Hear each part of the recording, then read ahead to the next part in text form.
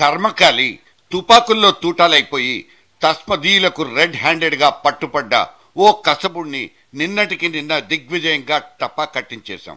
సాక్ష్యాలు లేనందుకో ఉన్న సాక్ష్యాలు తారుమారైనందుకో బయటే దర్జాగా తిరిగేస్తున్న వేల మంది కసబుల కథలేంటి కమాముషిలేంటి అంటూ నిన్ననే ప్రశ్నించుకున్నాం కూడా.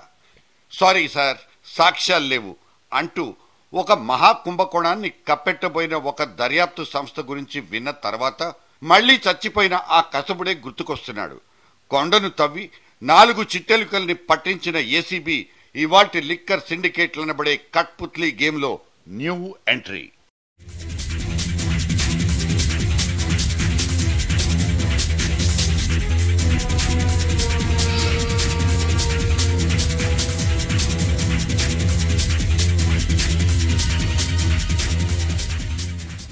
$1,76,000 కోట్ల దగ్గర మొదలైపోయిన 2G స్పెక్ట్రమ్ కుంభకోణం తాజా సైజన్తో కరెక్ట్ గా తెలీదు.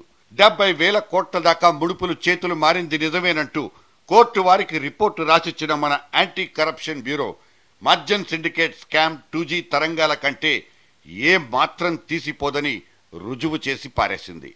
కానీ ఇక్కడ మింగినోళ్ల జాబితాలో ప్రజా ప్రతినిధుల పేర్లే లేవన్నది మనల్ని ఉక్కిరిబిక్కిరి చేసిన బ్రేకింగ్ వార్త.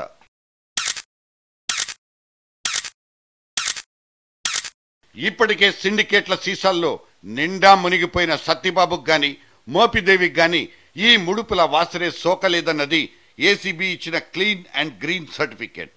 నిజానికి ఇదో స్టేట్ వైడ్ స్కామ్. 20 మంది మంత్రులు, పార్టీలకు అతీతంగా 120 మంది ఎమ్మెల్యేలకు ఇందులో ప్రవేశం ఉంది. దీనికి తగ్గ ఆధారాలు 11 నెలల ముందు నుంచే బయటపడడం మొదలైపోయింది. అమ్మ తోడు ఇచ్చింది మేమేనంటూ నున్న రమణ లాంటి సిండికేట్ గాళ్లు పబ్లిక్ గా ఒప్పేసుకున్నా అవేవి ఏసీబీ చెవులకు పనికి రాకుండా పోయాయి. సిండికేట్లు నిజాయితీగా రాసుకున్న డైరీల్లో కనిపిస్తున్న ఈ జమా ఖర్చుల లెక్కలు సైతం ఏసీబీకి పనికిమాలినవైపోయాయా? వాళ్ళిచ్చింది నిజమే కావచ్చు, కానీ వీళ్లు తీసుకున్నారనడానికి ఆధారాలు లేవే అంటూ అమాయకంగా ఫేసులు పెడుతున్న ఏసీబీ ఎవరి చావిట్లోనో కట్టేయబడ్డ లేగజుడలాగానే కనిపిస్తోంది. మనకైతే అంతకు ముందు జూలు విదల్చబోయి దెబ్బకు ట్రాన్స్ఫర్ అయిపోయిన దగాపడ్డ ఆ 2 కొదమ సింహాలే ఇక్కడ గుర్తుకొచ్చేస్తున్నాయి. శ్రీనివాసరెడ్డి, భూపతి బాబుల్ని సురక్షితంగా బయటికి తోలేసి తమ పని తాము కానిచ్చేసుకున్న పొలిటికల్ లాబీయింగ్ కి అర్పించేసుకుందామా మన హృదయపూర్వక జోహార్లు.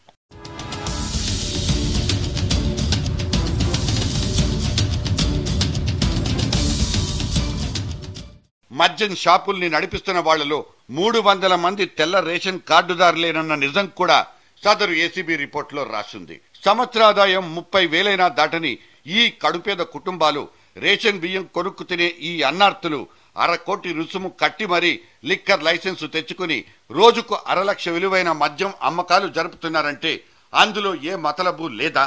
ఒకవేళ ఉంటే ఏ మతలబుంది? ఇటువంటి సందేహాలైనా రాని ఏసీబీని మనం నమ్మేయాలి. అందుకే చెప్తున్నాం, ఇక్కడ కాలీఫ్లవర్లు కావలను.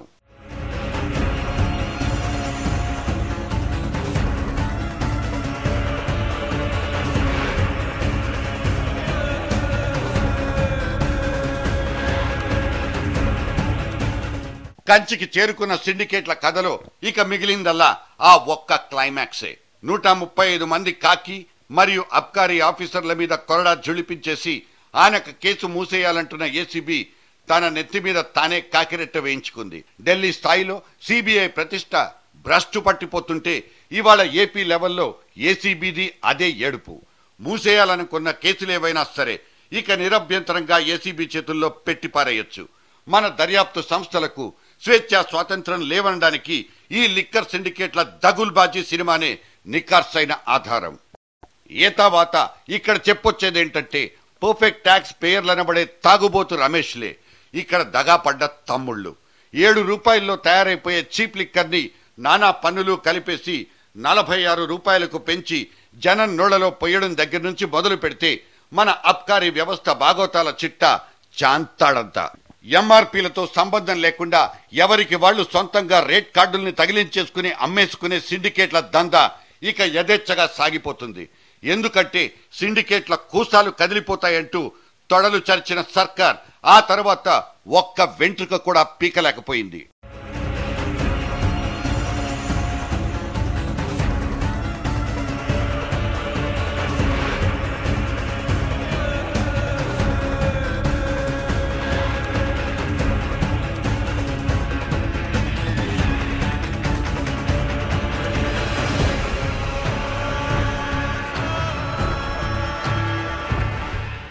రాష్ట్ర ఖజానాకు లిక్కర్ రెవెన్యూ ఒకటే ప్రధాన ప్రాణవాయువు.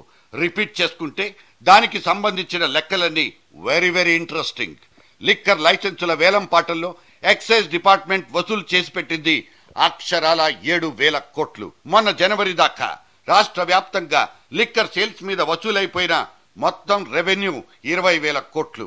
6,500 రీటైల్ షాపులోళ్ళు ఎంఆర్పి రేట్లకు దూరంగా మీటర్ మీద అంతో ఇంతో ఎక్స్ట్రాలేసి అమ్ముకోవడం కోసం వాళ్లకు వీళ్లకు ఇచ్చుకునే ఆమ్యామ్య పైసలు 25,000 కోట్లు దాటే ఉంటాయన్నది ఇంకో లెక్క. ఇవి కాకుండా బెల్ట్ షాపుల కోసం మంజూరయ్యే సబ్ లైసెన్సుల జారీ ద్వారా అనధికారంగా ఇంకో 10,000 కోట్లు. అందుకే కస్టమర్లను ఎక్కువగా పీల్చేది పిప్పి చేసేది ఎవరు, గవర్నమెంటా లేక రీటైలర్లా అన్న ప్రశ్నకు అంత సులభంగా జవాబులు దొరకవు. దోపిడీ సొమ్ములో ఎవరి వాటాలు వాళ్ళవి, ఎవరి కోటాలు వాళ్ళవి.